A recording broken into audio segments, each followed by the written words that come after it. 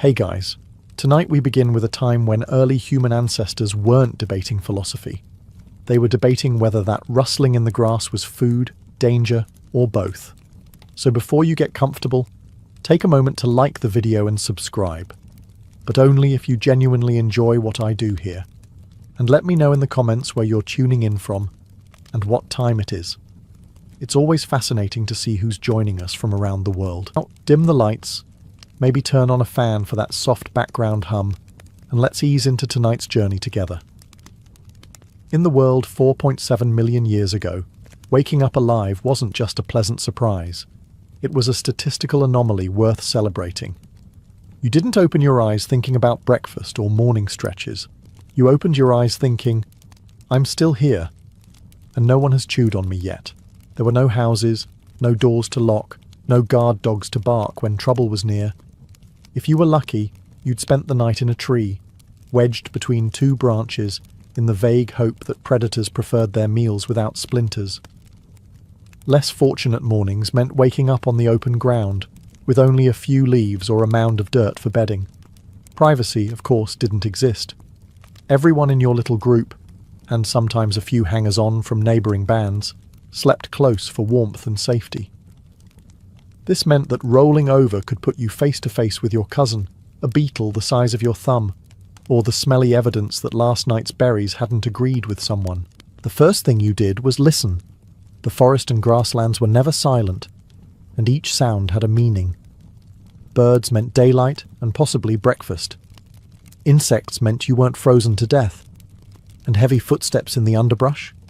Those meant you should already be halfway up the nearest tree. Getting up was an act of courage. You never knew what the night had delivered while you slept. A nearby lion, a python resting in a sunny spot, or a fresh pile of droppings that suggested something big had been here very recently. Once you'd established that you weren't about to be eaten, you scanned for your group. Staying together was your insurance policy. Lone wanderers had the lifespan of an undercooked fish. There was no mirror to check your appearance, but if there had been, it wouldn't have helped.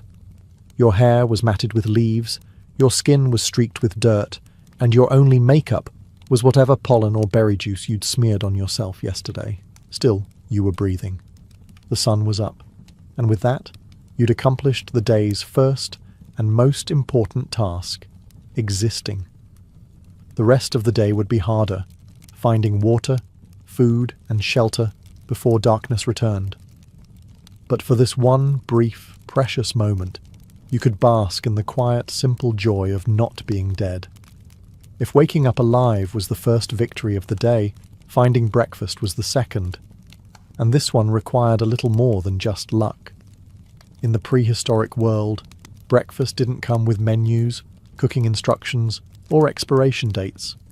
It came in three vague categories: plants, animals, and things you really hoped were edible. The morning meal was often dictated by what you stumbled across first. Maybe it was a tree heavy with figs. Maybe it was a bush covered in berries that looked safe, although no one in your group could quite remember if the last guy who ate them had survived. Early humans didn't have field guides to help identify plants. Their method was more experimental. If the taste made your lips tingle, you stopped eating.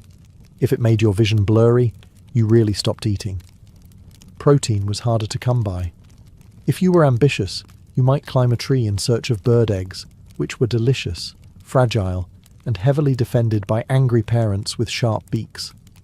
If you were lucky, you might find a lizard basking in the sun, quick to cook if fire existed, which it didn't, so you ate it raw, chewing carefully to avoid teeth or bones. Sometimes breakfast came pre-packaged in the form of a half-eaten carcass left behind by a predator.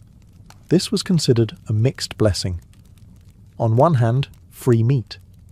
On the other, the predator might still be nearby, wondering why you were holding its leftovers. In these situations, eating fast wasn't just a recommendation. It was the only safe option. Water often counted as breakfast too. A few gulps from a muddy stream could help fill an empty stomach, though the side effects included mild dysentery and the occasional hallucination. But when your other option was starvation, you drank anyway, telling yourself it added flavor. All of this was eaten without plates, utensils, or napkins. Meals were taken standing up, crouched down, or on the move, because lingering too long in one spot meant turning yourself into someone else's breakfast. By the time you'd swallowed the last bite, your stomach was only half satisfied, but your survival odds had increased.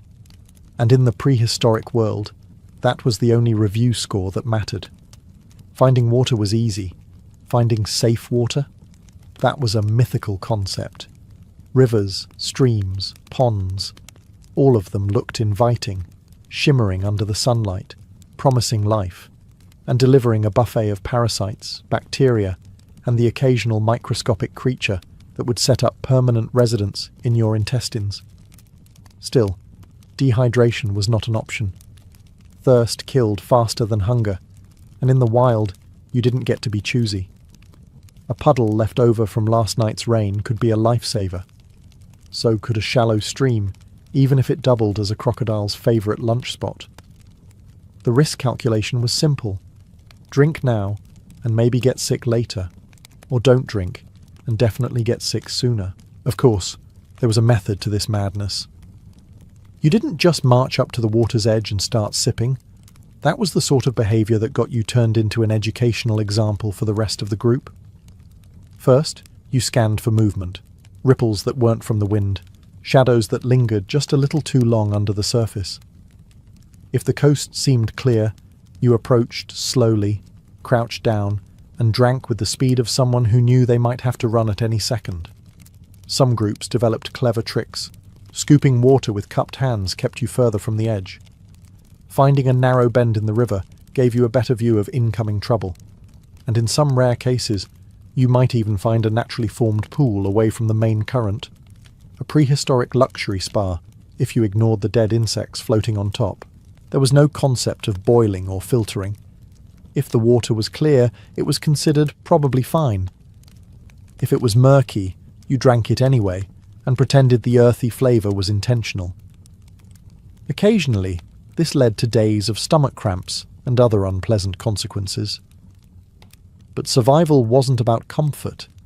It was about stacking the odds in your favour, one cautious sip at a time. And so, every drink was a gamble. Sometimes you walked away refreshed. Sometimes you walked away queasy. And sometimes you didn't walk away at all. But no matter the risks, water was life, and life rarely came without a few hidden teeth. In the prehistoric world, fashion wasn't about style. It was about whatever stuck to you overnight. The first outfit of the day was whatever dirt, leaves, and mystery substances you picked up while sleeping on the ground, or wedged in a tree. Some mornings, you woke up wearing a patchwork of crushed grass and dried mud that could almost pass as camouflage, assuming you were trying to blend in with a compost heap. There were no animal skin cloaks, no carefully woven fabrics, and definitely no summer or winter wardrobe. If you happened to have a bit of fur left over from a kill, you might drape it around yourself for warmth. But more often than not, your only real layer was your own skin. And perhaps the occasional insect that decided you were an all-you-can-eat buffet. Seasonal changes were handled with the most advanced technology available at the time. Moving. If it got cold, you followed the sun. If it got too hot, you found shade. If it rained, you got wet. No one complained about soggy clothes because there weren't any to complain about. The idea of clean clothing didn't exist either. Washing yourself meant walking into a river and hoping the current did most of the work. Even then, 10 minutes later, you'd be covered in dust, pollen, or the contents of whatever fruit had exploded in your hands. Occasionally, body decoration appeared. Not for modesty, but for intimidation or personal amusement. Smearing yourself with clay could help keep insects at bay, though it also made you look like a confused statue. Rubbing crushed berries into your skin left streaks of red or purple, which might have been considered attractive, or possibly a sign that you'd been in a fight with a particularly juicy plant. Footwear? Not a chance. Your feet developed calluses thick enough to rival stone tools, but stepping on a sharp rock could still make even the most hardened hunter hop around like they'd just stepped on a Lego. And yet, despite the lack of fabrics, zippers, or even a vague sense of modesty. No one froze to death en masse or melted in the sun. The prehistoric dress code was simple. Wear what the environment gives you and hope it doesn't bite back. In the prehistoric world, everyone was on the neighborhood watch, whether they liked it or not. There were no locked doors, no fences, and no "beware of dog" signs. The only thing keeping predators at bay was your ability to notice them before they noticed you. The problem was, predators were everywhere. Some of them hunted at night, some in the day, and some just hung around waiting for you to make a mistake. Big cats liked to lurk in tall grass, blending in until the last possible second. Hyenas travelled in packs, laughing in a way that made you think they already knew how this story would end. And snakes, they didn't need to chase you, they just waited for you to step exactly where you shouldn't. There was no centralised alarm system, unless you counted the collective scream of the group when something lunged out of the bushes. This was often followed by frantic pointing, rock throwing, and the occasional self-sacrificial distraction from the bravest, or most unlucky, member of the band. Survival meant constant awareness.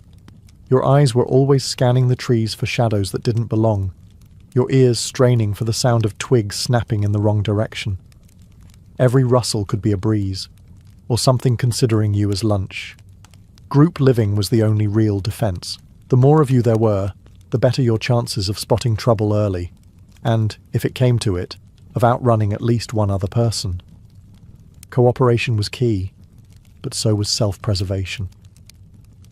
The prehistoric social contract was simple. We protect each other, but if a leopard grabs you, that's between you and the leopard. Some groups even developed informal lookout roles, though these weren't glamorous positions. Standing on a rock to watch for danger mostly meant you'd be the first one spotted by danger. Still, the role had one perk. If you saw trouble coming in time, you might get a head start on running. And so the prehistoric neighborhood watch was an operation, staffed entirely by the unwilling, unpaid, and occasionally eaten. No one asked to be on the roster. You just were, from the moment you opened your eyes until the moment you closed them. Hopefully not forever. Before language evolved into the complex web of sounds, grammar, and sarcasm we have today, communication among early humans was minimalist. You didn't have the luxury of explaining yourself in detail.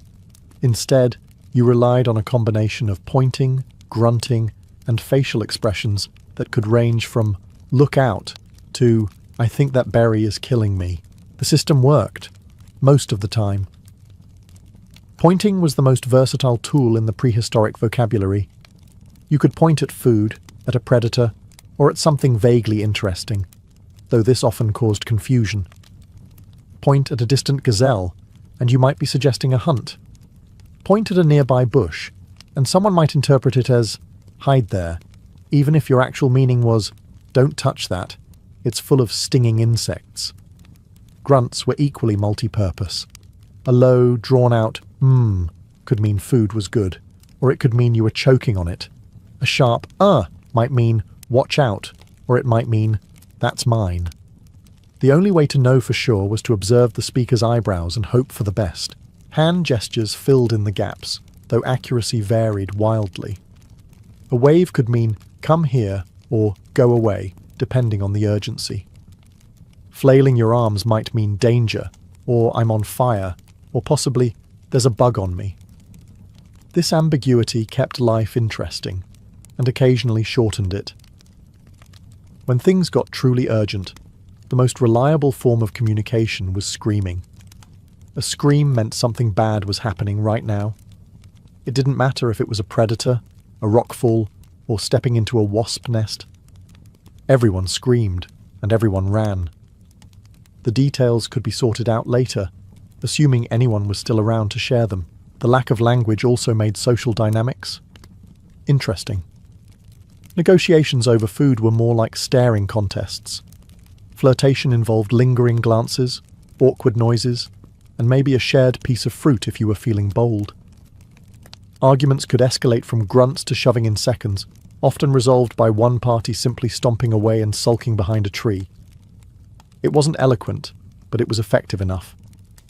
With nothing but noise, hands, and frantic pointing, early humans managed to share warnings, coordinate hunts, and occasionally insult each other. And really, what else do you need for a functioning society? Hunting, in theory, was simple. Find animal, kill animal, eat animal. In practice, it was more like find animal, scare animal, chase animal, get exhausted, and hope the animal trips over something before you do. There were no bows, no spears with metal tips, and definitely no clever traps built from blueprints. The main tools were rocks, sticks, and the occasional sharp piece of bone, all of which were just as likely to injure you as your target. Throwing a rock could be effective, if you happened to be close enough to touch the animal with your other hand. Otherwise, the rock was mostly a polite request for the prey to run faster. The first step of a hunt was spotting the target. Gazelles, antelopes, and small deer were ideal, not because they were easy to catch, but because they had meat worth the effort. The problem? They also had legs that could carry them out of sight in the time it took you to blink. Chasing them was a team sport. The fastest members of the group would start the pursuit, driving the animal toward others waiting ahead. Waiting was a generous term here. Mostly it meant standing in the general area and hoping to be in the right place when the prey got tired. Unfortunately, animals seemed to have far more stamina than humans, and they weren't above zigzagging through terrain that made you question why you'd gotten out of bed at all. When hunting smaller prey, like rabbits or lizards, the approach was sneakier. This involved crawling on your belly, moving so slowly that plants had time to grow around you. The reward was a quick burst of motion, hopefully yours, and the chance to grab the animal before it disappeared into a hole you couldn't fit into. Of course, not every hunt ended in triumph. Sometimes you came back with nothing but bruises, empty hands, and a story about how it got away this time. Other times, you found yourself being hunted instead. A reminder that chasing a wild boar was a great way to meet a wild boar's tusks.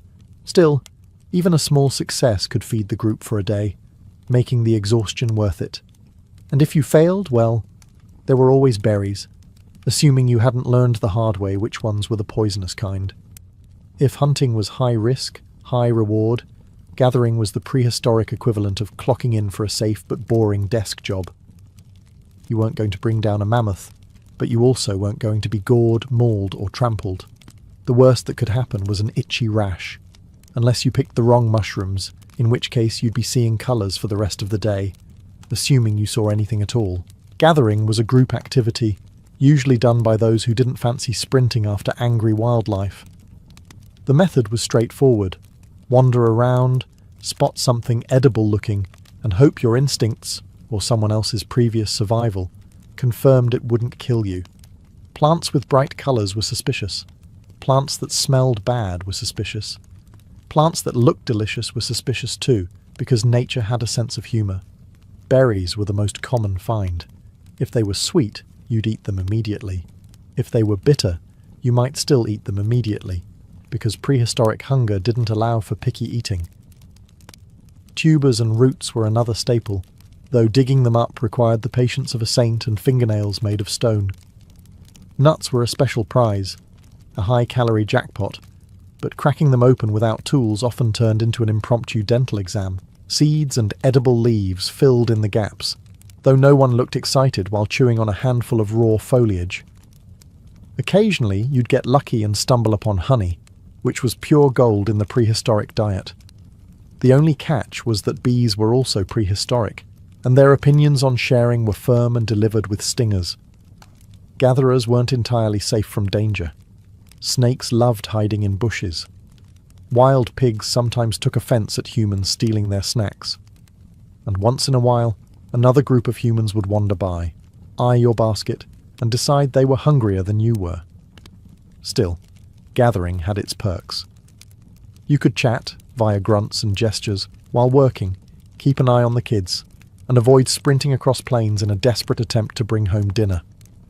Best of all, when the hunters returned empty-handed, the gatherer's haul was suddenly the main course, and no one cared that it was just a pile of roots and berries. In the great prehistoric survival plan, gathering wasn't glamorous. but it was reliable. And in a world where reliability often meant life or death, that made you the quiet heroes of the tribe. Finding shelter in the prehistoric world wasn't about comfort. It was about staying alive long enough to complain about the lack of comfort. The definition of home was flexible. Sometimes it was a shallow cave. Sometimes it was the space under a leaning tree. And sometimes it was just a rock big enough to hide behind while you pretended it was a wall. Caves were the top-tier option. They provided shade, protection from rain, and at least one solid wall you didn't have to build yourself. The downside? They were usually already occupied by something with more teeth than you. Negotiating ownership involved a complex strategy. Yelling, waving sticks, and running away when the current resident didn't seem impressed. If caves were unavailable, overhangs and hollowed-out trees became prime real estate. They didn't offer the same level of protection, but they were better than lying in the open, where the only roof was the occasional bird flying overhead, sometimes leaving a surprise you didn't ask for. The truly desperate option was making your own shelter. This meant stacking branches, leaves, and mud into something vaguely tent-shaped. It wasn't pretty, and it definitely wasn't waterproof, but it gave the comforting illusion of security. If the wind blew too hard, you might wake up with your roof in another time zone, but at least you tried. Placement mattered too. Building your shelter too close to a river was an invitation for flooding, or a nighttime visit from crocodiles. Setting up on a hill meant better drainage, but also more wind and fewer places to hide if trouble arrived. Finding the perfect spot was a delicate balance between safety and not freezing to death. Inside, furnishings consisted of whatever was soft enough to sit or lie on without spraining something. Piles of grass worked, as long as you didn't mind the bugs moving in with you. Flat rocks could double as seats, tables, or weapons if necessary. And lighting, that came courtesy of the sun, or the moon, if you were unlucky enough to still be awake. In short, prehistoric shelter was never about luxury. It was about putting something between you and the weather, and hoping that something didn't collapse, blow away, or bite you in the night. Fire was the prehistoric equivalent of a smartphone. Once you had it, you wondered how you ever lived without it, and once you lost it, you panicked. The problem? Unlike smartphones, you couldn't just turn it back on.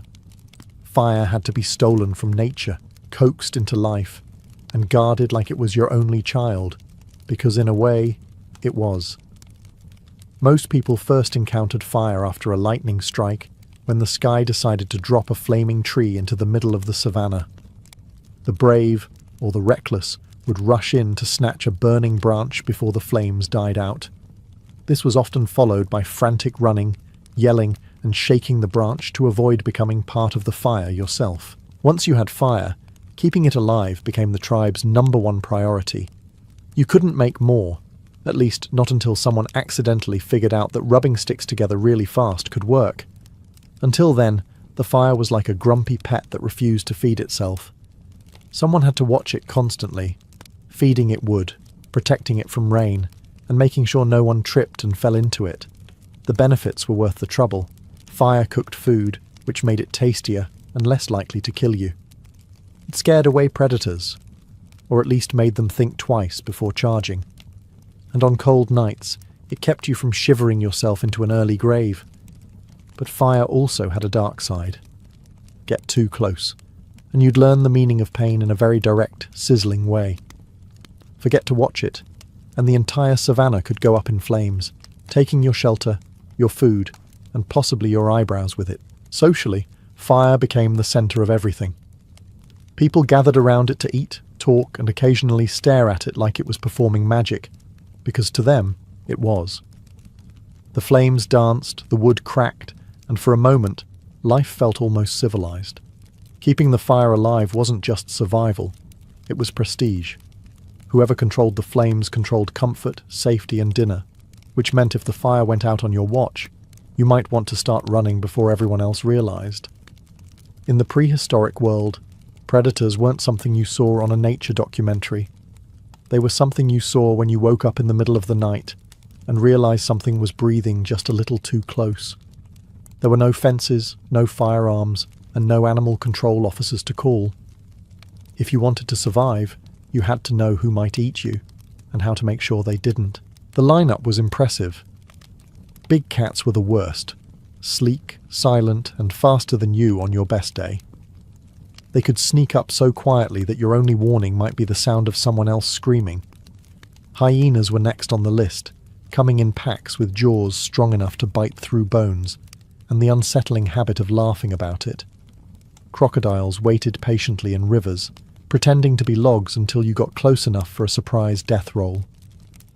Then there were snakes, some venomous, some constricting, and all of them experts at being exactly where you didn't want them to be.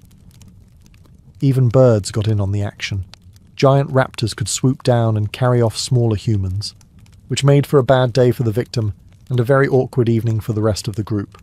Avoiding predators was an all-day, everyday job. You learned to scan the horizon, listen for unusual silences, and assume that if you couldn't see danger, it was probably right behind you. Sleeping in groups helped, though it also meant you were statistically more likely to be woken up by someone else's panic than by the actual predator. Sometimes the best defense was offense, yelling, throwing rocks, or waving sticks to convince the predator you weren't worth the effort. This worked better in large groups. Alone, it was basically just a dramatic way to say goodbye. Despite the constant danger, humans adapted. We learned patterns, which rivers hid crocodiles, which bushes hid snakes, which trees were good for climbing in emergencies. Survival was less about fighting and more about not being in the wrong place at the wrong time. And if all else failed, you just had to be faster than the slowest person in your group. Harsh, yes. But in the prehistoric world, morality often took a back seat to making it through the night. Parenting in the prehistoric world was not about piano lessons, bedtime stories, or packing school lunches. It was about keeping your offspring alive long enough for them to learn how not to die on their own. That was the entire curriculum. Survival 101. From birth, prehistoric babies came into the world with one major flaw. They were loud. Loud enough to attract predators from impressive distances. You couldn't shush them with a pacifier because those didn't exist, and you couldn't put them in a crib because cribs hadn't been invented yet. Your only option was to carry them everywhere, and hope your glare could convince them to stop broadcasting your location. Carrying a child wasn't as simple as it sounds. You had no stroller, no baby sling, and no ergonomic carrier. You had arms, and if you were lucky, a strip of animal hide to tie them to your back. This meant that every task, from gathering food to climbing a tree to avoid a leopard, had to be done with a small human clinging to you like a particularly needy backpack. Teaching began early. Toddlers were shown what berries to eat, how to throw rocks, and where not to wander. Lessons were usually hands-on, and occasionally involved watching another child make a terrible mistake and learning from it. The "don't touch that snake" lesson usually only needed to be taught once. Discipline was straightforward. If you misbehaved, you got a sharp look, a firm word, or a tap. But mostly, the consequences were natural. Refuse to follow the group? You'd find yourself alone. Ignore the warnings about the river? The crocodiles would provide feedback. The harsh environment was the ultimate parenting partner. Childhood didn't last long. By the time a kid could walk steadily, they were expected to contribute. Carrying sticks for the fire, helping with gathering, scaring birds away from drying meat. These were the prehistoric chores. Complaining wasn't really an option because no dinner wasn't a threat. It was the logical outcome of not helping. Despite the constant danger, prehistoric parenting had its rewards. Watching your child manage their first solo berry-picking trip or seeing them successfully avoid being eaten gave you a rare sense of pride. And if they made it to adulthood, you'd know you'd done your job. At least until they started producing loud, fragile little humans of their own. In the prehistoric world, disagreements happened. Maybe someone took your favourite sitting rock.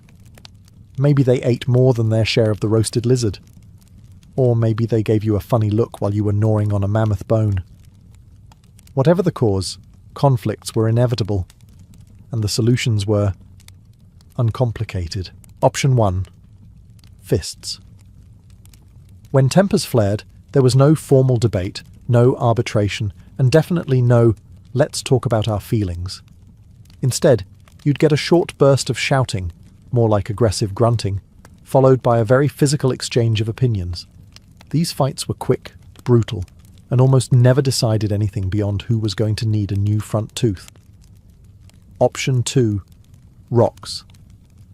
Rocks were the prehistoric multi-tool, useful for hunting, building, cracking nuts, and, in moments of anger, convincing someone to see your point of view, preferably from a safe distance. Throwing a rock was a clear escalation, though. Once the first rock flew, the discussion was officially over, and everyone in the area knew it. The rest of the group would step back, partly to avoid getting hit, and partly to enjoy the show. Option 3. Running away. By far the most underrated conflict resolution method, running spared you from injuries, grudges, and the possibility of becoming an accidental snack for a predator drawn by the noise. Of course, running away came with its own risks, namely, looking like a coward. But in prehistoric terms, a living coward was still better than a dead hero. Sometimes disputes were resolved indirectly. The group's elders, those who had managed to survive long enough to be considered wise, would step in, not because they were particularly fair, but because fights risked injury, and injured people slowed everyone down.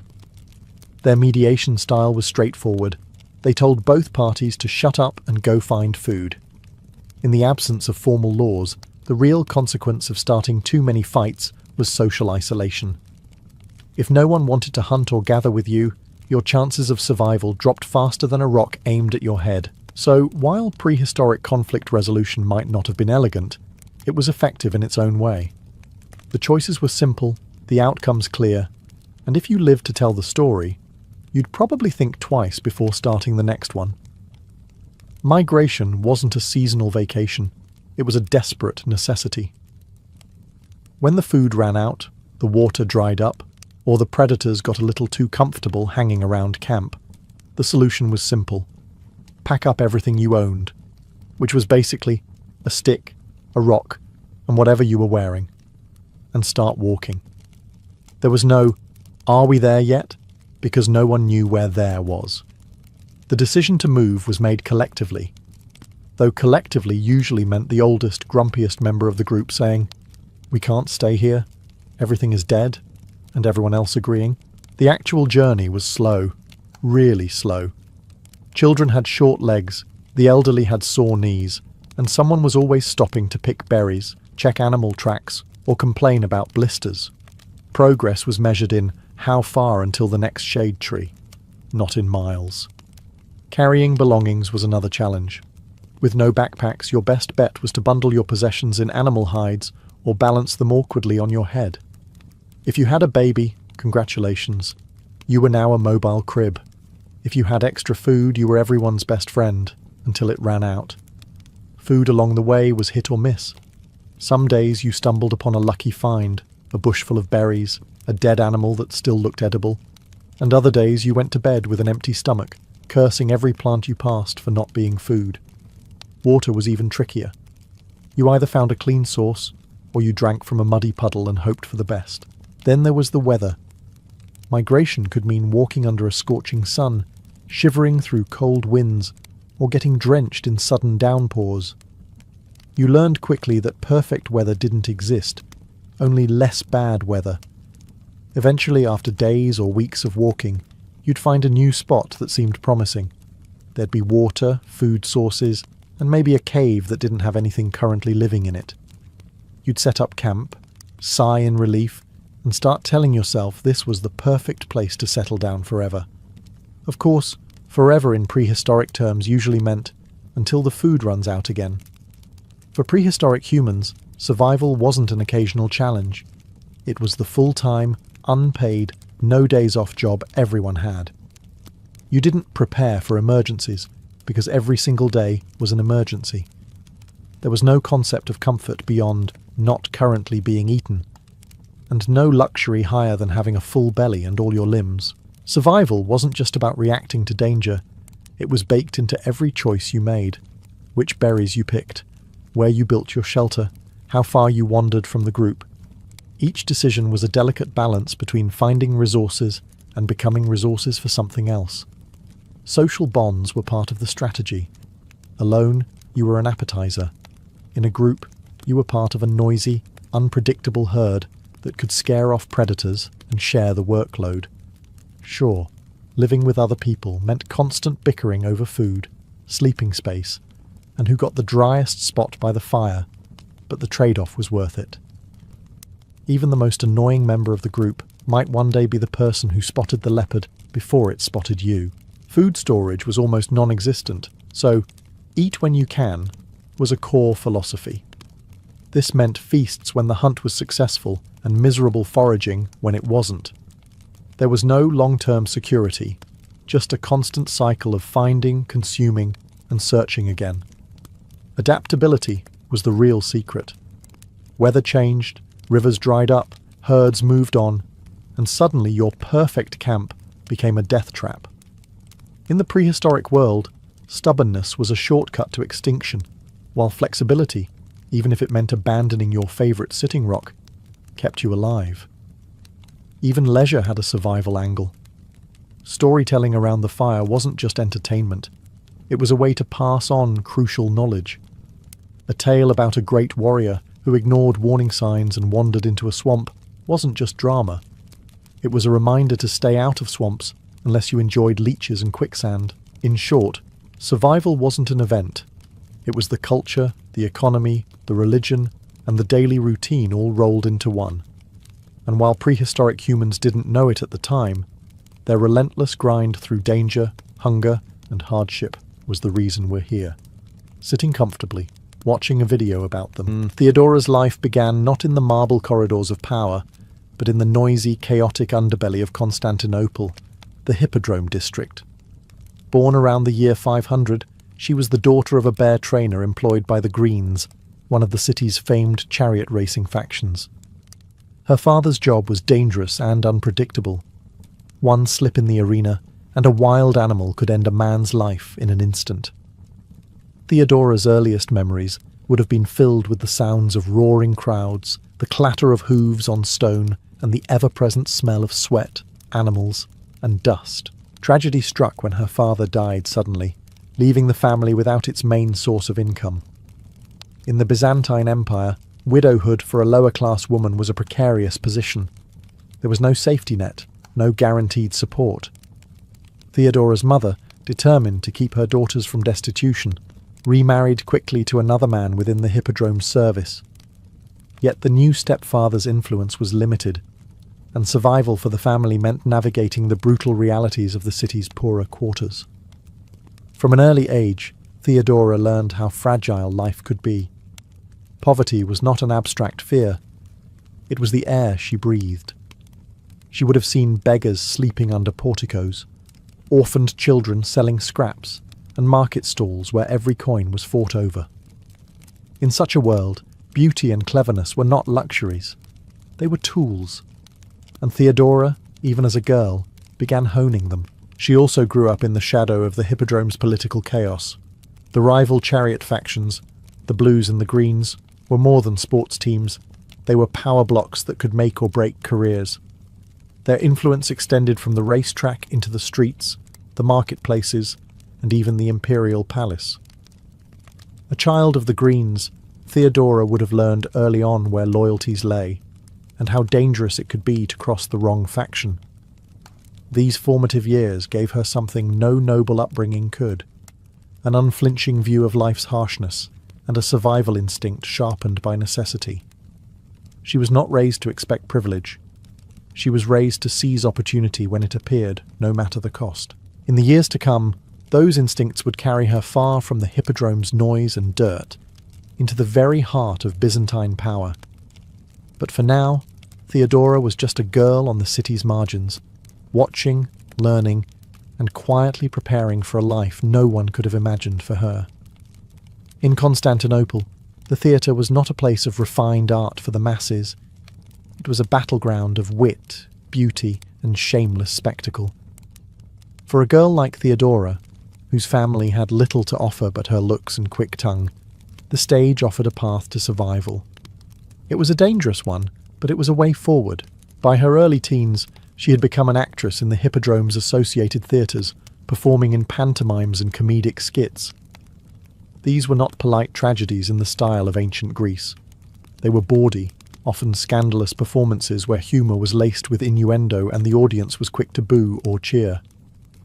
The line between entertainer and courtesan was thin, and Theodora, like many actresses of the time, likely supplemented her meagre earnings with the favours of wealthy patrons. To the aristocracy, such women were dismissed as morally corrupt. But to Theodora, the theatre was an education. Here, she learned how to read a crowd, how to draw their eyes, hold their attention, and turn their mood with a gesture or a smile. She mastered the art of timing, both on stage and off.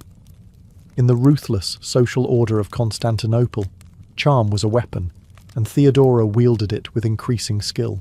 Her beauty became the talk of the city's lower and middle classes, but so did her sharp tongue. She was no passive ornament. Theodora had a talent for conversation that could flatter, tease, or humiliate in equal measure. This made her alluring to some and dangerous to others. She moved in circles where powerful men came seeking distraction, and she learned to listen closely when they spoke. Political gossip, whispered in the glow of lamplight, was just as valuable as coin. Yet the life of an actress was unstable. Rivalries could be deadly, and the fickle tastes of the crowd could end a career overnight. Theodora knew she could not stay in this world forever, but she also knew that every night on stage, every encounter with a wealthy patron, was a stepping stone. She was not merely surviving, she was studying, preparing. And in time, her ambition would pull her far beyond the theatre's flickering oil lamps, toward a destiny no one in those smoky playhouses could have imagined. Theodora's rise from the stage to the palace was not a straight climb. It was interrupted by scandal, exile, and a complete reinvention of herself. Sometime in her late teens, Theodora left Constantinople under circumstances the chroniclers record with salacious detail and more than a little bias. According to Procopius, who would later become one of her most famous detractors, she became the mistress of a Byzantine official who was posted to North Africa. When their relationship soured, Theodora found herself abandoned in a foreign land, with no money, no allies, and no clear way home. For most women in her position, this would have been the end of the story. But Theodora was not most women. Stranded, she began to work her way back to the capital, by passing through various cities across the eastern Mediterranean. In Alexandria, she is said to have come under the influence of a Christian ascetic who helped her reframe her life and ambitions. Whether this was truly a dramatic religious conversion or a strategic rebranding, the effect was the same. Theodora emerged with a new sense of purpose and a refined image. Gone was the flamboyant actress known for daring performances and risque humour.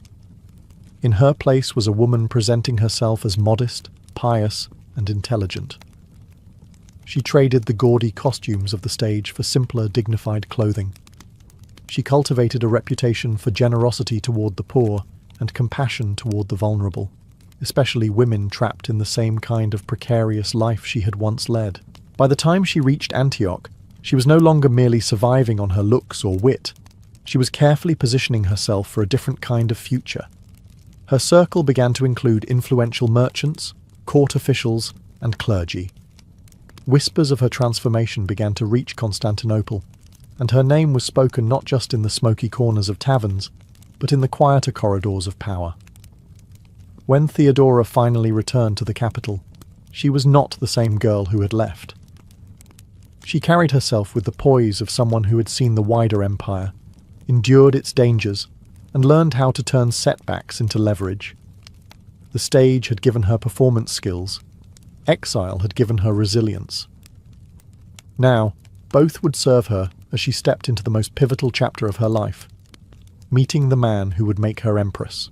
When Theodora returned to Constantinople, she was no longer a struggling performer or a discarded mistress. She was a woman with a refined image, a sharp mind, and an unshakable sense of purpose. It was in this transformed state that she caught the attention of a man whose own ambitions matched her own, Justinian, the powerful nephew and heir to Emperor Justin III. Theodora and Justinian's first meeting is lost to history, but contemporary accounts agree it was no ordinary courtship. By the time they encountered each other, Justinian was already a rising star in the imperial court, a man of intense focus, legal genius, and relentless drive. He was known for surrounding himself with capable people, but few could match Theodora's intelligence and charisma. She was more than beautiful. She was compelling, a conversationalist who could hold her own in matters of politics, law, and theology. In an era when women of her background were often dismissed or used and discarded, Theodora stood out. Justinian saw in her not only a partner, but an ally who understood the complex currents of power and influence. Theodora, for her part, recognized in Justinian a man who could open the gates to a world she had long been studying from the outside. Their relationship, however, faced a significant obstacle. Byzantine law forbade high-ranking officials from marrying actresses or former courtesans. To the conservative elite, Theodora's past made her an unsuitable match for a future emperor. But Justinian was not a man to let tradition dictate his choices. He pushed for a change in the law, persuading his uncle to pass legislation that allowed such marriages. This reform, subtle on paper, was monumental in practice. It was a direct challenge to the entrenched prejudices of the Byzantine aristocracy. With the legal barrier removed, Theodora and Justinian married around 525. The wedding marked the beginning of a partnership that would redefine imperial rule in the Eastern Roman Empire. Theodora was not content to be a decorative empress. From the start, she made it clear she intended to govern alongside her husband. In the eyes of many in the court, this union was scandalous. To Theodora, it was destiny fulfilled.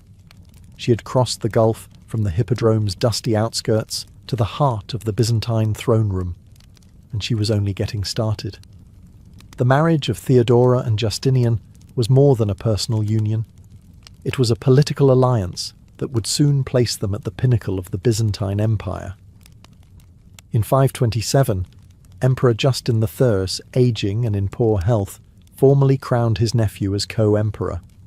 Just months later, Justin died, leaving Justinian as sole ruler. By his side, Theodora was elevated to the rank of Augusta, the highest title an empress could hold. Her coronation was not a passive affair. Chroniclers noted that she wore imperial purple with a confidence that rivaled Justinian's own presence. From the beginning, she did not stand behind him. She stood beside him, sharing the dais, the ceremonies, and, most importantly, the responsibilities of rule. For many in the court, this was unprecedented. Theodora was no mere figurehead. She was a co-sovereign in all but name. Theodora quickly made her influence felt. She sat in on council meetings, advised on matters of state, and had a direct hand in shaping imperial policy. Her life before the throne had given her an uncommon empathy for society's most vulnerable, and she urged Justinian to enact laws that protected women, particularly in cases of forced prostitution, property rights, and guardianship of children. She also worked to improve the status of actresses, banning certain exploitative practices that had been common in her youth. Her rise, however, was met with hostility from the entrenched aristocracy. Many in the Senate still saw her as a woman of low birth and questionable morality, unworthy of sharing power with the emperor. Procopius, the court historian, would later pen his infamous Secret History, painting Theodora as manipulative, vindictive, and cruel, an account steeped in political bias. Whether these accusations were grounded in truth or simply in resentment, they reveal how deeply she unsettled the traditional order. But Theodora was not easily intimidated. She understood the importance of symbolism and spectacle in Byzantine politics. Every public appearance reinforced her authority, from elaborate processions through the streets of Constantinople to the lavish ceremonies of the Hagia Sophia. She cultivated an image of regal dignity, tempered by a reputation for sharp wit and unwavering resolve.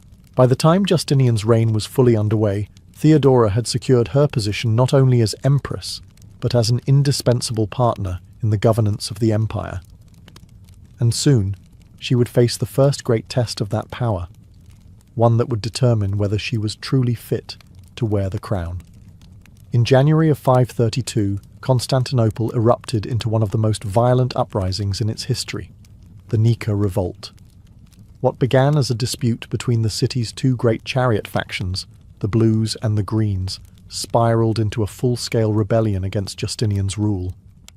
The factions, normally bitter enemies, united under a single cry, Nika, meaning victory, and turned the hippodrome into a rallying point for tens of thousands of furious citizens. The grievances were many: high taxes, corruption, and unpopular legal reforms. But in the streets, the rebellion took on a life of its own. Rioters set fire to entire districts, looted shops, and stormed government buildings.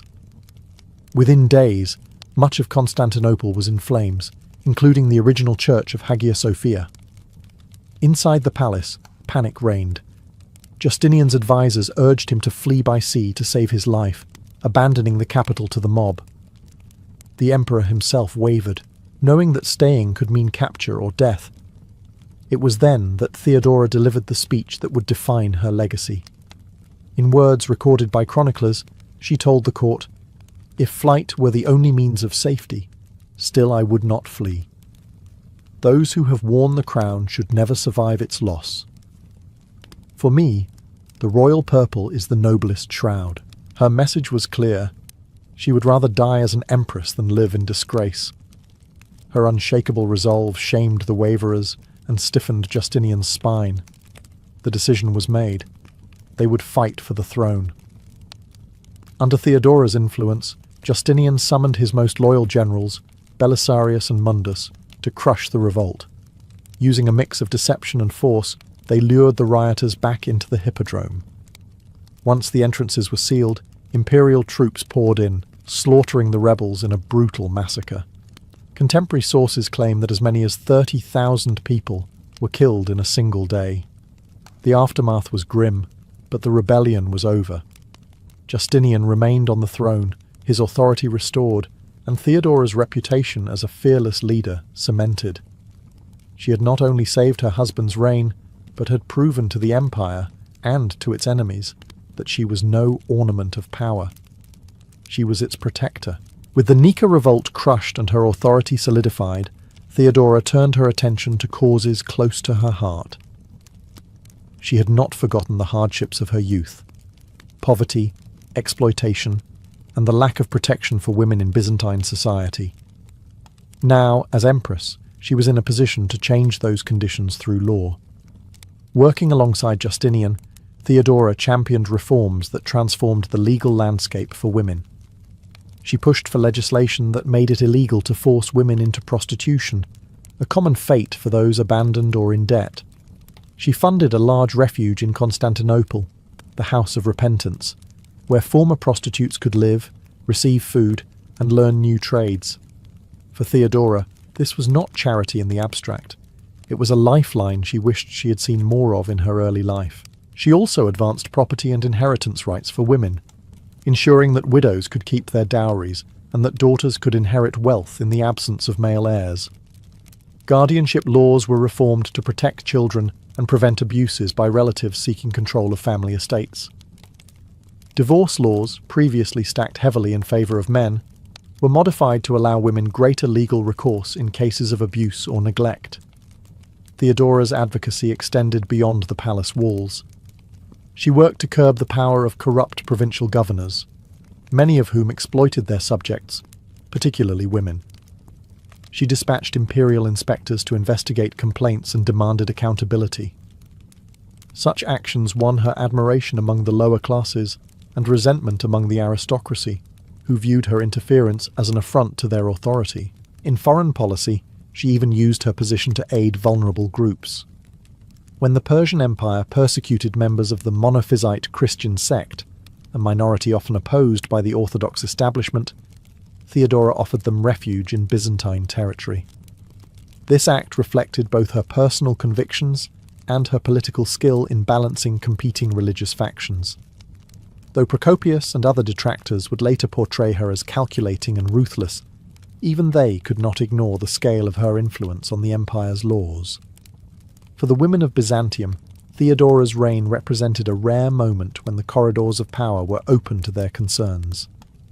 Her reforms did not erase inequality, but they shifted the balance, proving that an empress could be more than a ceremonial figure. She could be a voice for those who had none.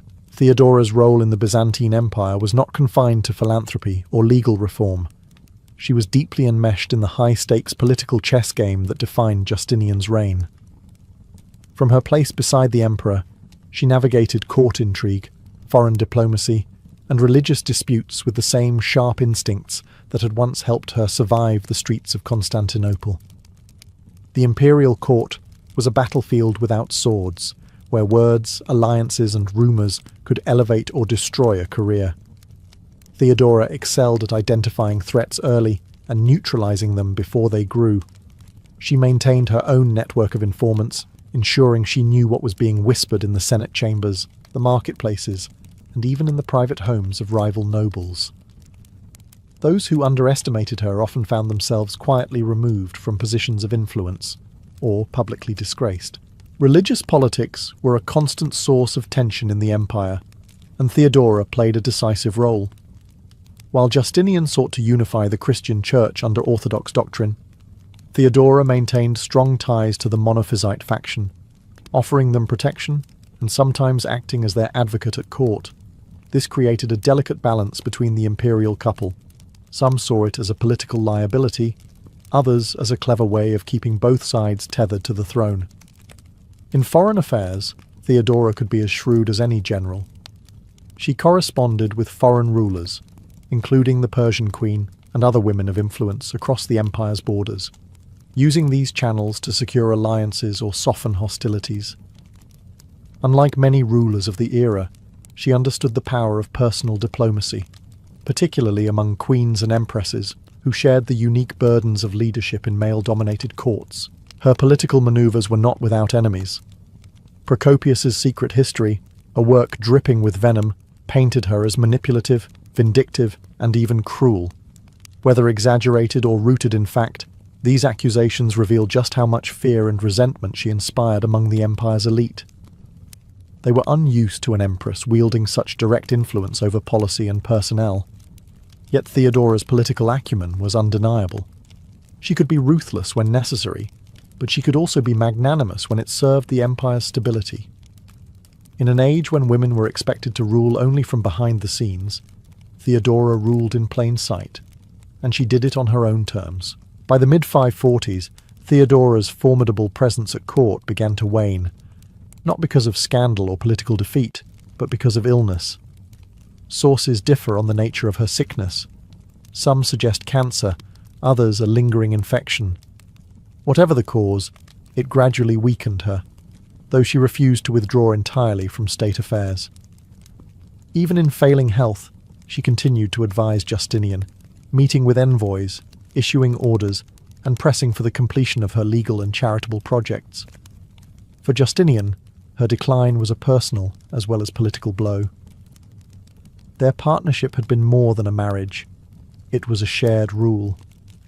Theodora had stood beside him through riots, wars, and reforms, often shaping the empire's course as much as he had. As her condition worsened, the emperor ensured she remained surrounded by the finest physicians and attended by the court's inner circle. In 548, Theodora died at the age of 48. Her passing shook Constantinople. Even her enemies could not deny that she had left an indelible mark on the empire. Justinian, grief-stricken, buried her in the Church of the Holy Apostles, the imperial mausoleum where generations of emperors and empresses lay. Her tomb was given the honour and grandeur befitting a ruler in her own right. Her death did not erase her influence.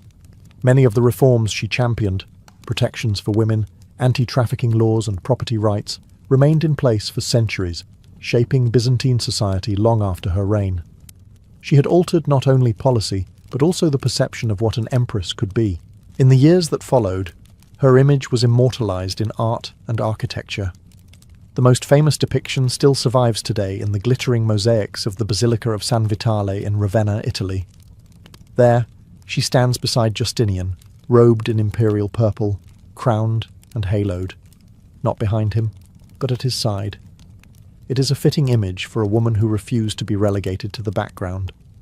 Theodora's life remains a study in contrasts, from the dust of the hippodrome to the marble halls of the great palace, from the stigma of the stage to the reverence of sainthood in some Christian traditions. She was ambitious, shrewd, compassionate, and, at times, merciless. Above all, she was unforgettable, a woman who shaped the destiny of the Byzantine Empire and secured her place among history's most remarkable rulers. In the early medieval centuries, noble gatherings were anything but restrained. Banquets were raucous spectacles, long trestle tables groaning under the weight of roasted game, spiced wine flowing freely, and the air thick with the noise of minstrels, laughter, and the occasional drunken argument. Dancing certainly took place, but it was spontaneous and unrefined. Guests would leap up when the mood struck, forming loose circles or pairs, stamping and swaying to whatever tune the musicians happened to strike. Movement was dictated more by enthusiasm than by elegance, but by the late Middle Ages, this world was changing.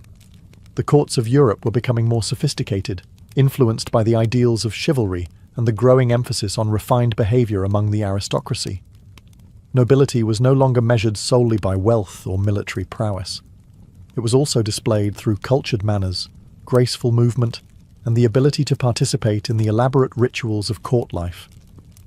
Dancing, once a rustic diversion, became a stage for demonstrating breeding and social rank. This transformation was tied to the rise of centralized courts, where kings, dukes, and princes gathered their vassals under one roof, not just for governance, but for constant displays of pageantry. Life in these courts demanded careful observation of etiquette, and every social interaction, whether at the table, in the hunt, or on the dance floor, was an opportunity to assert one's position.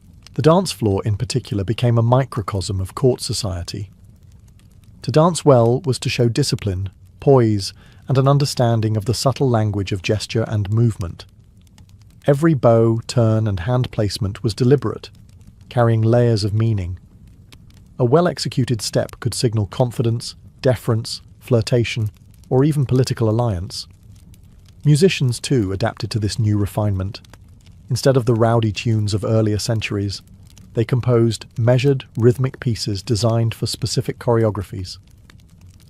This gave rise to the idea of the dance master, a professional who trained nobles in the latest steps and ensured they would not embarrass themselves before royalty.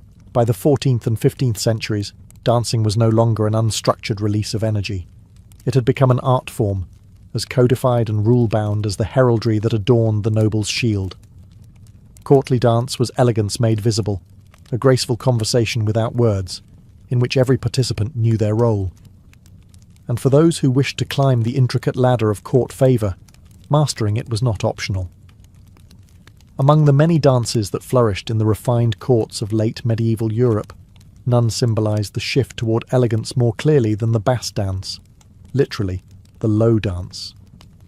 Originating in the courts of Burgundy in the 15th century, it was the polar opposite of the leaping, stomping, and spinning common in earlier medieval celebrations.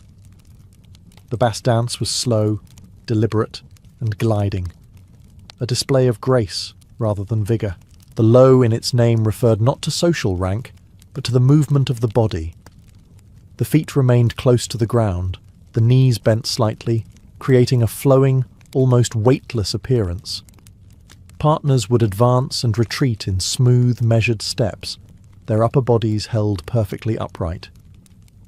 The goal was to seem as if one were floating across the floor, never hurried, never unbalanced. In an age where physical poise was linked to noble breeding, this style of movement sent a powerful message.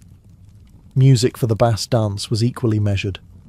It was performed in a slow duple or triple metre, often by ensembles of shawms, sackbuts, lutes, or harps. A tenor line, steady and unchanging, provided the rhythmic foundation, while other instruments wove ornamented melodies above it. This structure allowed dancers to move in perfect time, their choreography predetermined and rehearsed to perfection. The Basque dance also played a key role in courtly romance. Its unhurried pace and formal patterns created opportunities for prolonged eye contact, subtle gestures, and polite conversation. In the rigid etiquette of court life, it was one of the few sanctioned settings where a nobleman and lady could share a measured intimacy without scandal. The steps themselves often mirrored the language of chivalric love, approaching, retreating, circling, like a ritualized courtship. Mastering the Basque dance required more than memorizing steps. It demanded control, posture, and an understanding of timing. A misstep could disrupt the entire set and humiliate the dancer in front of the court. For this reason, noble families employed dance masters to train their sons and daughters, ensuring they could perform flawlessly when summoned to the floor. By the late 15th century, the Basque dance had become a hallmark of refined gatherings across France, Burgundy, and Italy. It was more than a dance. It was a declaration of social standing, an unspoken statement that one belonged in the highest circles of medieval society. As the 15th century gave way to the early 16th, the pavane emerged as the next great symbol of courtly elegance. If the Basque dance was graceful, the pavane was regal. Originating in Italy, its name possibly derived from Padovana, meaning from Padua, it quickly spread to the courts of France, Spain, and England. The pavane was not simply a dance. It was a processional display, a living tapestry of silk, jewels, and heraldry moving to music. Performed at the opening of grand events, weddings, coronations, diplomatic receptions, it allowed the nobility to parade their wealth and status in a setting where every eye was upon them. The dancers moved in slow, stately steps, often in long lines or pairs, advancing and retreating with measured precision. Like the Basque dance, the pavane demanded upright posture, but here the emphasis was on grandeur. The pace was so deliberate that each step became a moment to be savoured, each turn an opportunity to display the fall of a brocaded sleeve or the glint of a jewelled chain. The music for the pavane was rich and layered, often written in duple time. Lutes, viols, and early keyboard instruments like the virginals or harpsichord created a smooth, dignified soundscape. The choreography mirrored the musical phrasing, with steps often grouped in 4s or 8s, giving the dance a sense of inevitability, like a ceremonial march rather than a spontaneous expression. Socially, the pavane served as a public stage for hierarchy. The order of dancers often reflected the rank of participants, with royalty and the highest nobles at the front, followed by lesser lords and ladies. Even the smallest details, who partnered with whom, the placement in line, the richness of costume, were calculated signals of influence and favour. The pavane also carried a romantic undertone. Though more formal than the Basque dance, it still allowed moments of subtle interaction between partners. A hand held a fraction longer, a glance exchanged in perfect rhythm with the music. In the codified language of courtly love, these small gestures could speak volumes. By the height of its popularity, the pavane had become an indispensable part of noble life. It was the embodiment of pageantry, slow, deliberate, and dazzling. In every step and turn, it proclaimed that the late medieval court was not merely a place of politics, but a stage where power was performed as much as it was wielded. In the late medieval court, dancing was never just about music or movement. It was a form of politics in silk slippers. The dance floor served as a carefully controlled arena where alliances could be forged, rivalries managed, and affections signalled without a single word being spoken. Invitations to dance were far from casual. For a nobleman, asking a particular lady to join him could be an overture of courtship, or a calculated move to align himself with her family's influence. For a lady, accepting or declining was equally strategic. A refusal could signal disapproval, disinterest, or political distancing. A gracious acceptance, on the other hand, could soften tensions or cement an alliance. In a world where public image mattered as much as private intentions, the choice of partner was itself a public statement. The arrangement of dancers also reflected the subtleties of hierarchy. High-ranking nobles always occupied the most visible spots on the floor, often leading the first set of the evening. Lower-ranking courtiers waited their turn, hoping for an opportunity to be noticed. To be invited into a prominent position was a mark of favour. To be excluded was a quiet humiliation. Dance masters were keenly aware of this dynamic and often acted as silent facilitators of political choreography. They might subtly place certain individuals together to encourage conversation, or separate others to avoid public scandal. The sequence of dances during an evening could be structured to allow key figures to interact just enough to intrigue the court without provoking gossip, or, depending on the host's aims, to stir it deliberately. For younger nobles, dancing was also a rehearsal for future diplomacy.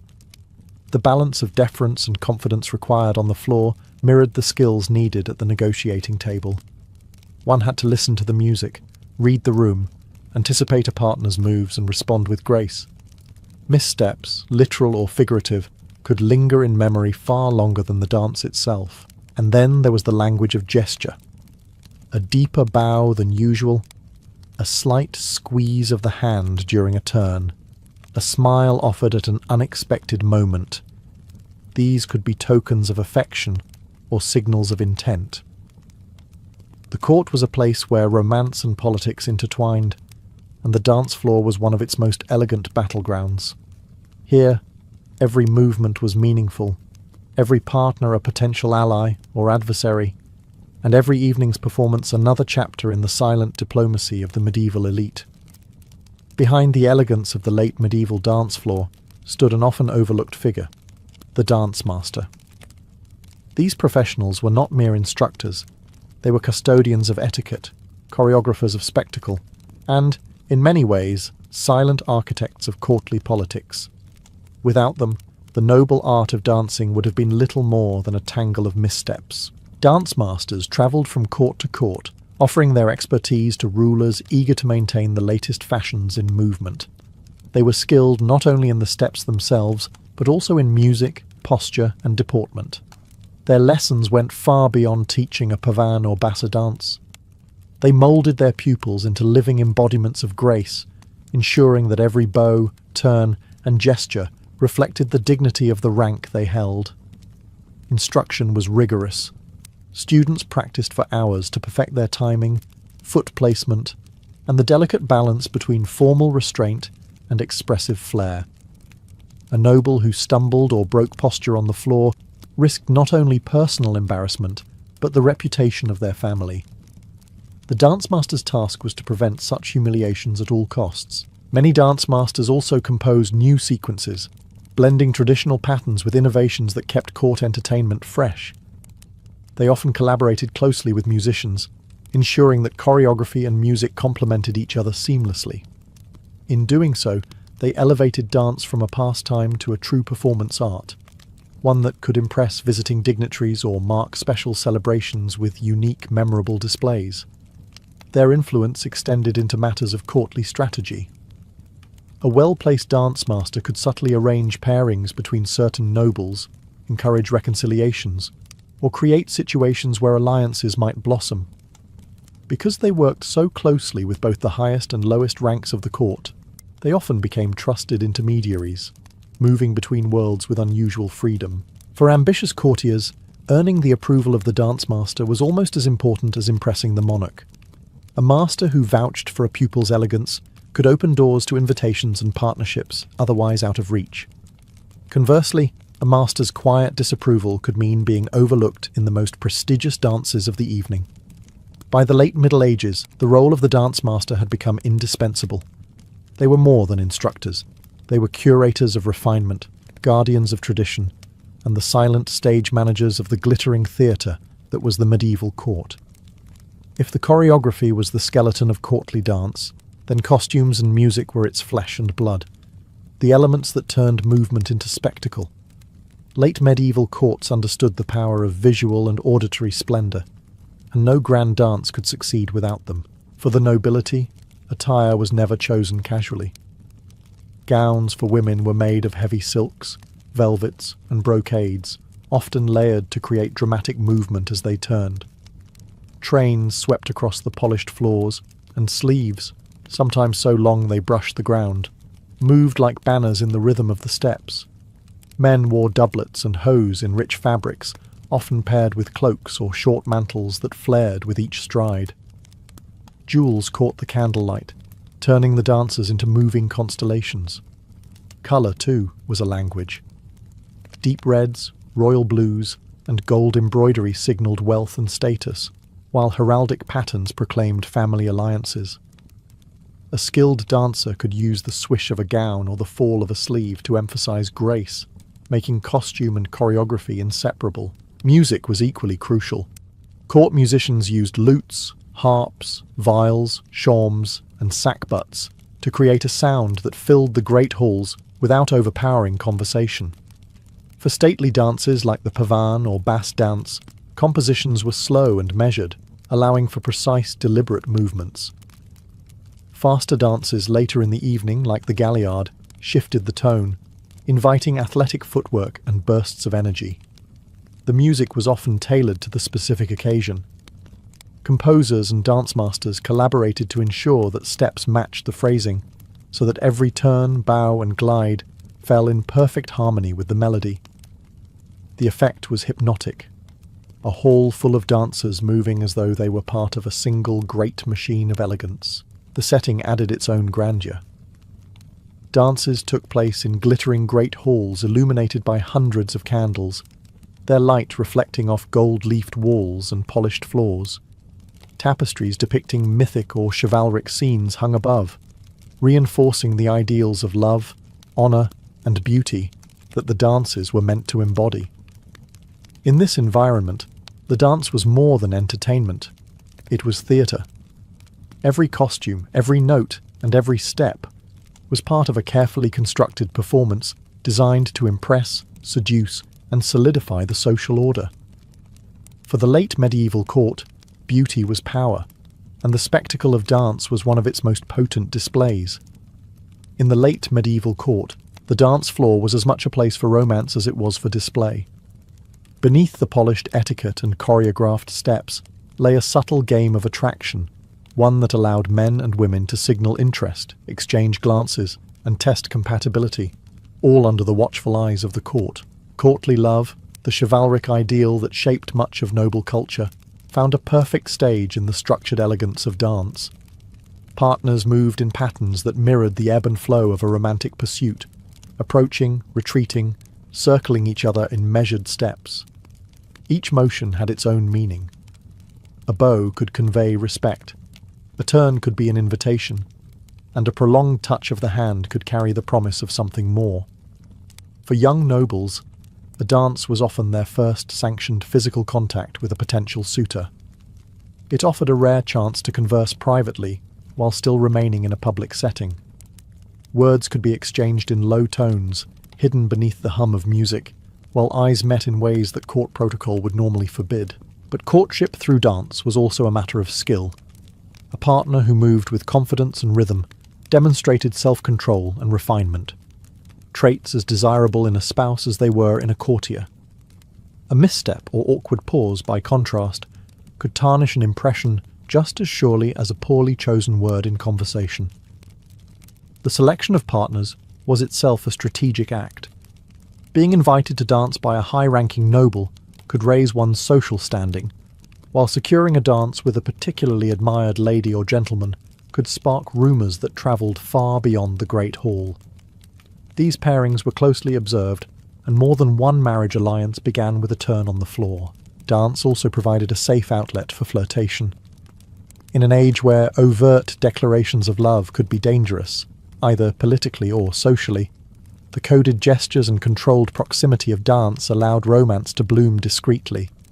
The game was in the balance, showing just enough to intrigue, never so much as to scandalise. In this way, the courtly dance became both a rehearsal for love and, at times, the first act of a marriage story. It was here, amid the candlelight and music, that many noble romances began, not with words, but with steps. While courtly dance followed certain shared principles across Europe, elegance, order, and symbolism, its specific forms varied from region to region, shaped by local traditions, music, and even politics. The late Middle Ages was a time of increasing travel among the nobility, whether for diplomacy, marriage alliances, or tournaments. And with this movement came a steady exchange of dance styles. In Italy, courts in Florence, Milan, and Ferrara favoured intricate choreographies and faster tempos than their northern counterparts. Italian dance masters, such as Domenico da Piacenza, began codifying steps and publishing manuals, transforming dance into a formal discipline. These dances often involved complex floor patterns and alternating slow and lively sections, reflecting the Italian flair for theatricality. In France, the Burgundian court was a cultural powerhouse, and its Basque dance became the standard of refinement throughout much of Europe. French style emphasized grace over complexity, with long, sweeping movements and a dignified pace. The music tended towards stately rhythms, perfectly suited to the glittering processions that opened court events. England absorbed influences from both France and Italy, blending them with its own folk traditions. While the nobility performed imported Basque dances and pavanis, more energetic country dances often followed in less formal settings, allowing courtiers to display a lighter, more playful side after the evening's formalities.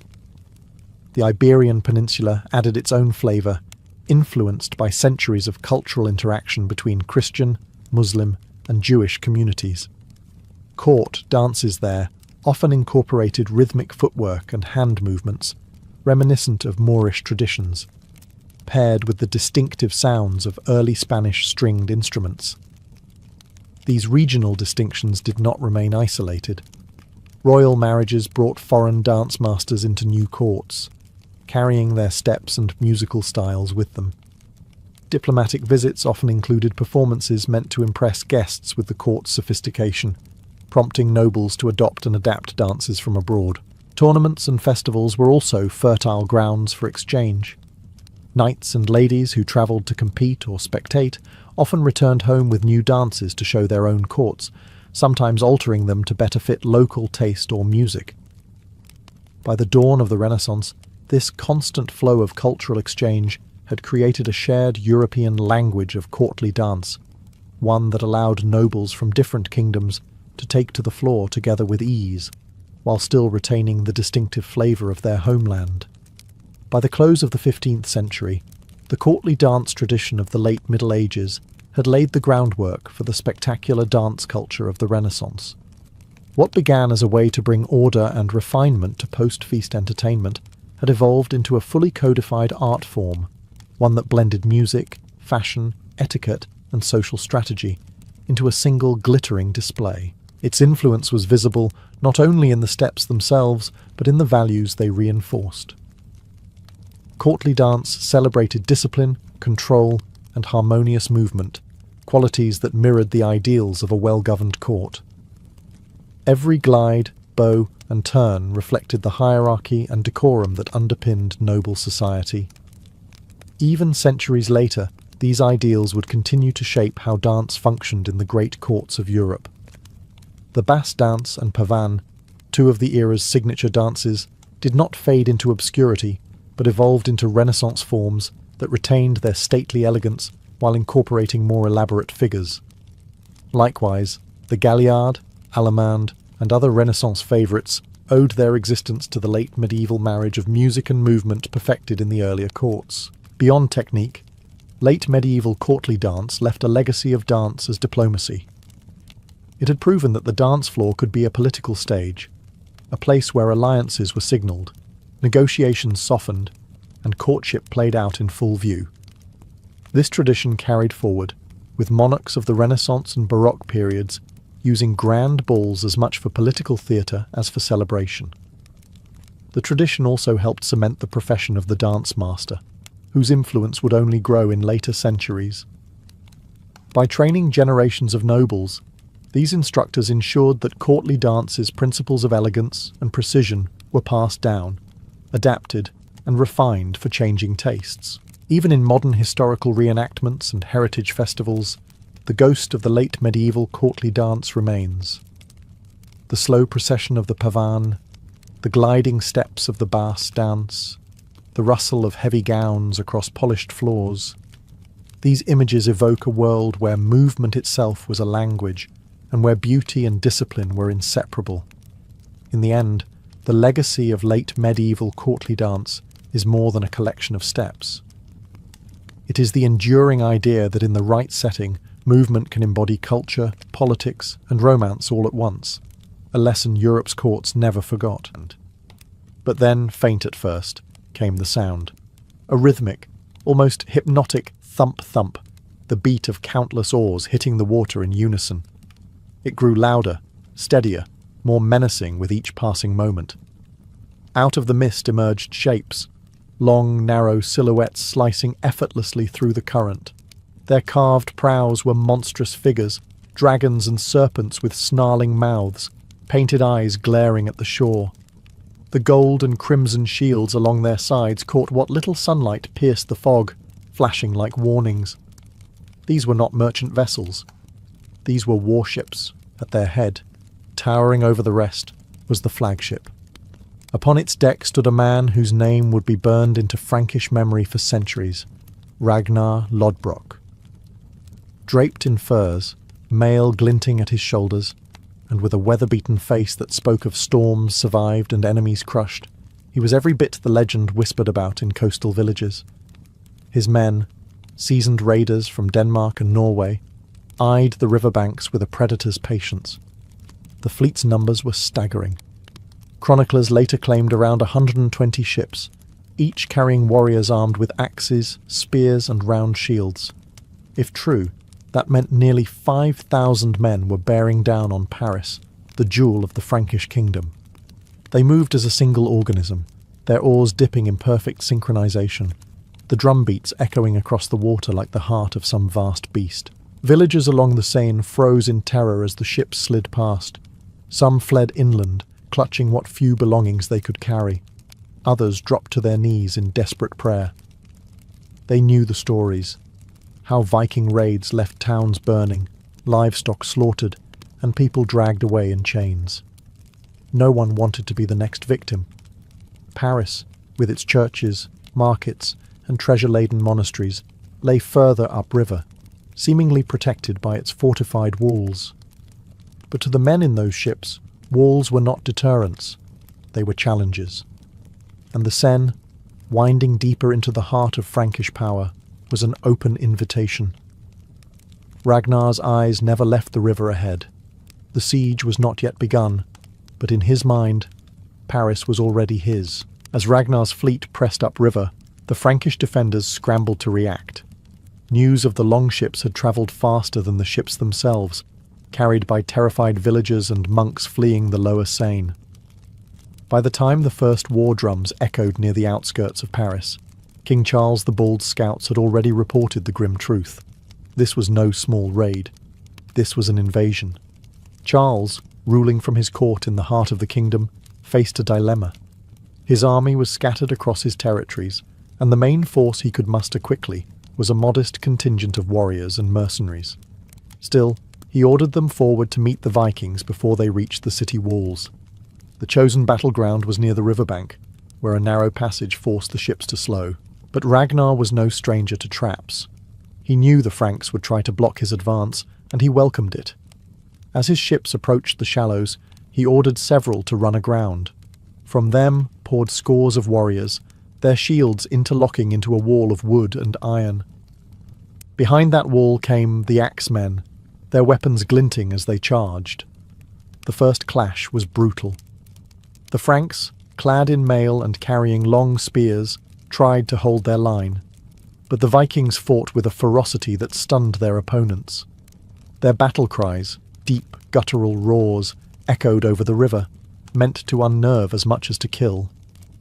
Frankish shields splintered under the relentless blows of Danish axes, and the neat ranks began to falter. Ragnar himself waded into the fight, his presence turning the tide wherever he struck. Chroniclers would later say he wielded his sword as though it were an extension of his arm, cutting down any who dared block his path. The Frankish formation broke, and panic spread like wildfire. Those who could fled toward Paris, hoping the city's walls would shelter them. The Vikings gave chase only briefly. Ragnar had no interest in scattering his forces too soon. The river remained the key, and his fleet still had miles to go before the true prize.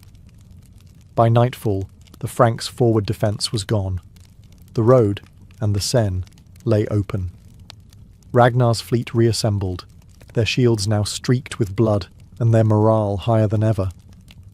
The first strike had been devastating, and Paris now stood within their grasp. The Franks had lost their forward guard, but Paris still stood ahead, its fortified walls rising over the Ile de la Cité, the island heart of the city where the Cathedral of Saint-Étienne loomed. In theory, the river itself was Paris's greatest defence. The Seine split into two channels around the island, and both were narrow enough to control with wooden bridges and fortified gates. But in the spring of 845, those defences would be tested as never before. Ragnar's fleet arrived at the approaches to Paris with the confidence of victors. The Vikings knew the Franks would try to bar the way with chains stretched across the water and guard towers posted on the bridges. Ragnar's answer was simple: hold the river, choke off supplies, and force the city to yield. He ordered his ships to anchor in both channels, their prows facing upstream to meet any attack. Raiding parties were sent ashore to burn outlying farms, cut roads, and destroy ferry crossings. The message was unmistakable. No one entered or left Paris without passing through Viking hands. The once busy river traffic was gone overnight, replaced by the ominous silhouettes of longships and the watchful eyes of Norse warriors leaning on their spears. Inside Paris, tension rose quickly. Merchants feared their goods would rot before reaching market. The poor dreaded hunger. Priests led processions around the city walls, chanting prayers for divine intervention. The people knew that if the Vikings chose to wait, famine and disease would do their work for them. But Ragnar was not a man of patience. The blockade was only step one. As his men secured the riverbanks, he sent small detachments to scout for weaknesses in the city's defences. They returned with valuable news. Parts of the outer suburbs were undefended. The main Frankish forces had retreated behind the island walls, leaving warehouses, granaries, and homes vulnerable. Within days, smoke rose on the horizon. Ragnar's men swept through the undefended districts, seizing food, valuables, and captives. These raids had a dual purpose: feed the army and terrify the population. Every day the Vikings held the river, Paris grew weaker. By the end of the first week, the blockade was complete. The Seine was no longer the lifeline of Paris. It was a prison wall, and Ragnar Lodbrok held the keys. For those living beyond the safety of Paris's walls, the siege was not just a distant rumour. It was a nightmare playing out in their own fields and homes. Ragnar's men, emboldened by their easy victories, fanned out along the Seine like wolves through a sheepfold. No village was too small, no farm too remote to escape their reach. By day, columns of smoke marked where the Vikings had struck. Barns and storehouses were set alight, sending sparks into the sky. The flames devoured food meant to sustain the Frankish people through the year, ensuring that even if Paris withstood the siege, hunger would still haunt the land. By night, the glow of burning hamlets reflected off the water, turning the river into a shimmering path of fire. The raiders worked with methodical cruelty. They took grain, livestock and valuables, loading them onto longships or simply slaughtering what they could not carry. But perhaps most devastating was their capture of people. Men were often cut down where they stood, but women and children were herded together, bound, and forced toward the ships. For the Vikings, these captives were as valuable as gold, to be sold as slaves in markets far to the north. The psychological toll was immense. Refugees flooded toward Paris, their stories feeding a growing panic inside the city. Some spoke of warriors with faces painted in blue and black, their hair wild and eyes alight with a battle madness that made them seem less like men and more like spirits of vengeance. Others swore Ragnar himself had been seen laughing amid the smoke, as though destruction were his sport. The Frankish garrisons within Paris could do little but watch from the walls. Every attempt to send out a rescue party ended in disaster. The Vikings controlled the river crossings, and any force that ventured too far from the gates risked being cut off and annihilated. Ragnar understood that terror was as much a weapon as the axe. Each raid was a reminder that nowhere outside the walls was safe. The people of Paris could hear the cries of the taken and smell the burning from their own homes. The message was clear: surrender, or watch the world beyond your gates turn to ash. By the second week, the siege of Paris had evolved from a series of raids into a stranglehold. Ragnar Lodbrok was no longer merely disrupting the city, he was starving it. Every bridge, crossing and supply route was firmly under Norse control. The Seine, once the artery that brought life to Paris, now served as the Vikings' iron collar around its neck. From his position on the river, Ragnar could see the city's defences in their entirety. The Ile de la Cité bristled with watchtowers, its bridges barricaded with heavy wooden gates reinforced by iron. The Frankish garrison manned them day and night, but Ragnar noticed the signs of strain: torches burning low, guards slouching with exhaustion, and fewer patrols each night.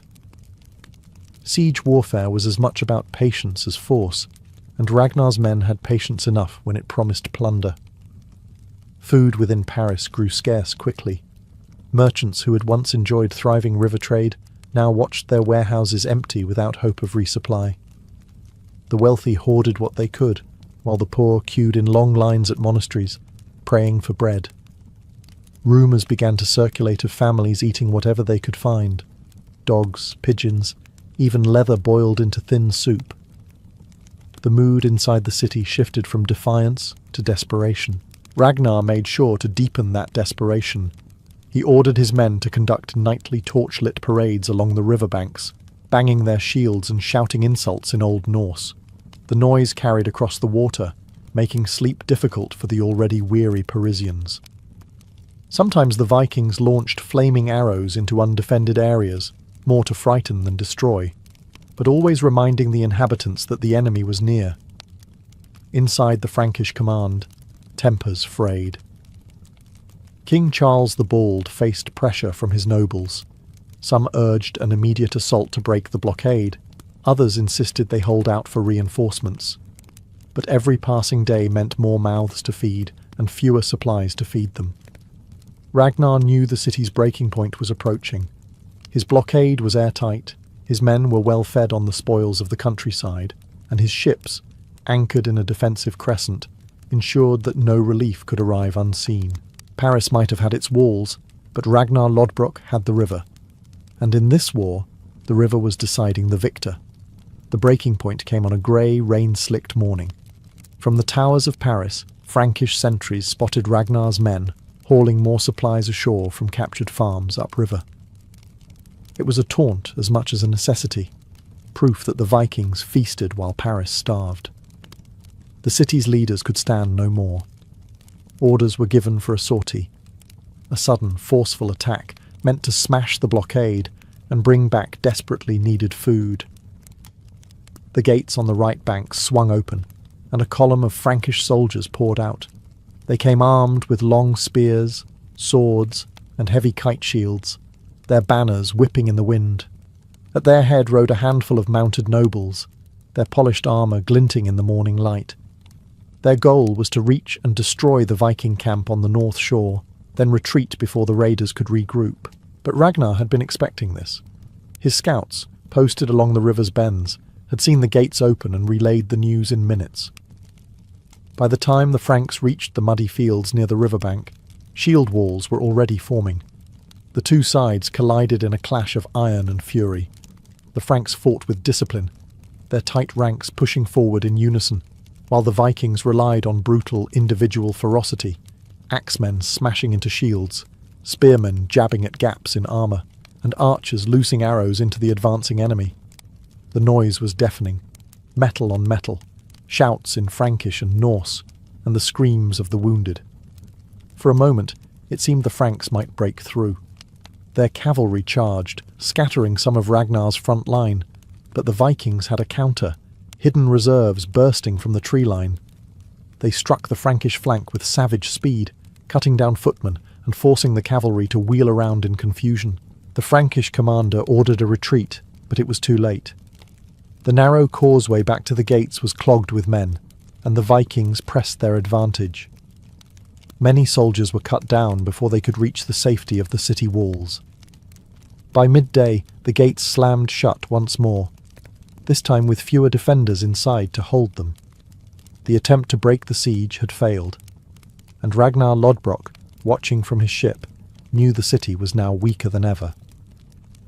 The failed breakout marked a grim turning point. Paris had gambled its strength and lost.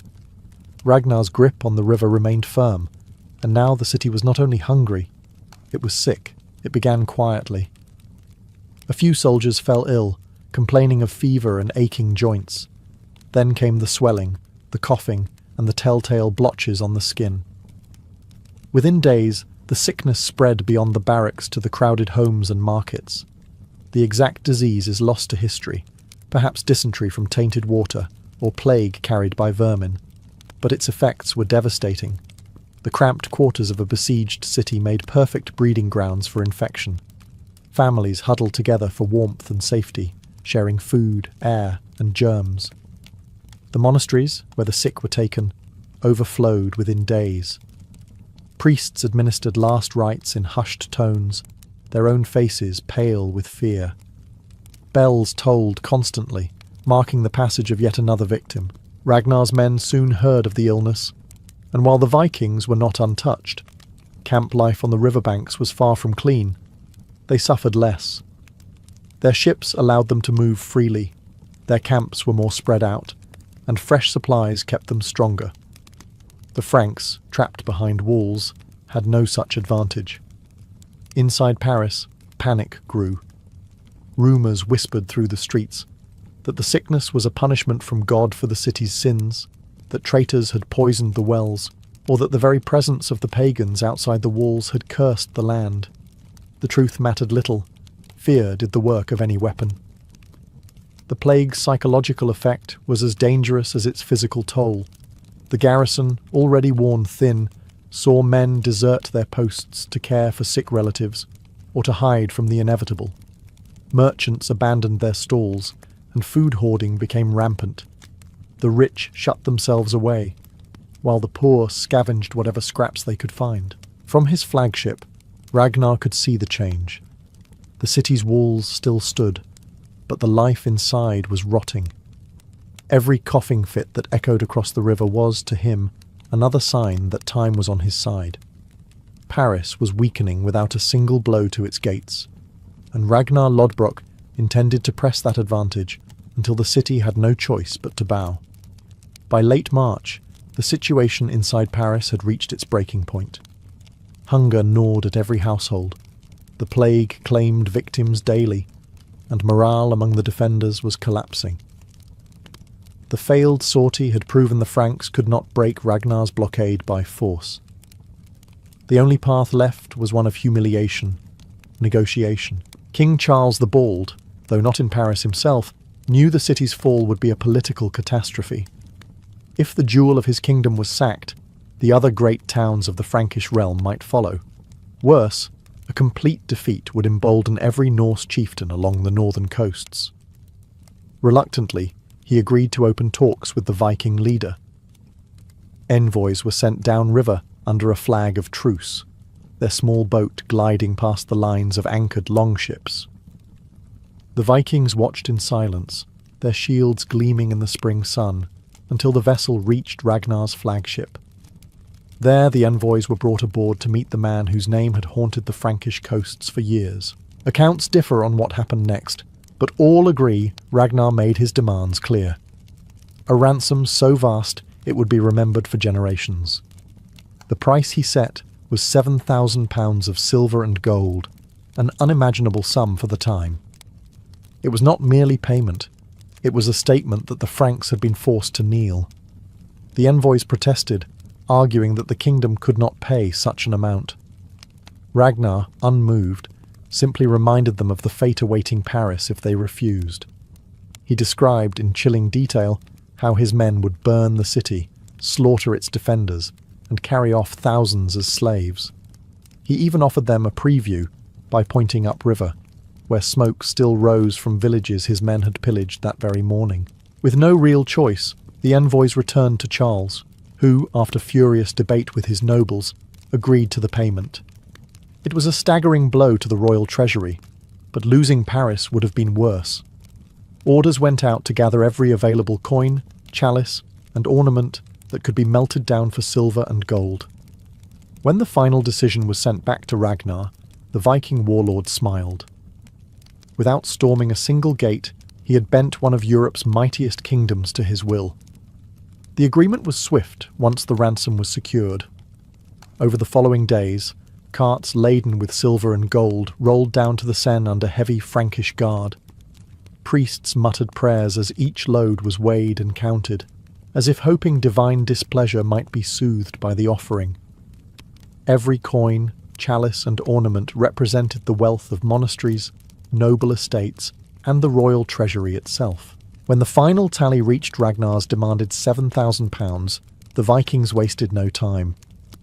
The treasure was divided among the crews, each man receiving a share according to his rank. The chieftains claimed the largest portions, but even the lowest oarsmen walked away with riches enough to live in comfort for years. For Ragnar, it was the ultimate prize, not only wealth beyond measure, but the satisfaction of having extracted it without losing the bulk of his force in a bloody assault. On the morning of their departure, the Viking fleet prepared for the journey back downriver. The longships, heavy with plunder, rocked gently in the current. The Franks watched from the walls, wary of a last-minute betrayal. But Ragnar was true to his word. Paris would be spared, at least for now. The siege had served its purpose. Before leaving, Ragnar staged one final display. His ships rode in tight formation past the city's walls, shields raised along the sides, banners snapping in the wind. War horns blared, not as a threat, but as a reminder. Paris had bent the knee to the Northmen. Some chroniclers claim Ragnar even allowed captured Frankish prisoners to shout warnings to the people, that the Vikings would return if the kingdom dared forget the lesson of 845. As the fleet disappeared into the bends of the Seine, relief swept through the city. Bells rang out, and priests led processions of thanksgiving. But the celebration was muted. The cost had been immense, and the humiliation greater still. Charles the Bald had preserved Paris, but he had done so by emptying his coffers into the hands of pagans. For Ragnar Lodbrok, the journey home would cement his legend. He had faced one of Europe's most powerful kingdoms, blockaded its capital, and sailed away richer than any Viking before him. And across the Frankish realm, one truth echoed. Paris had been spared not by swords, but by silver.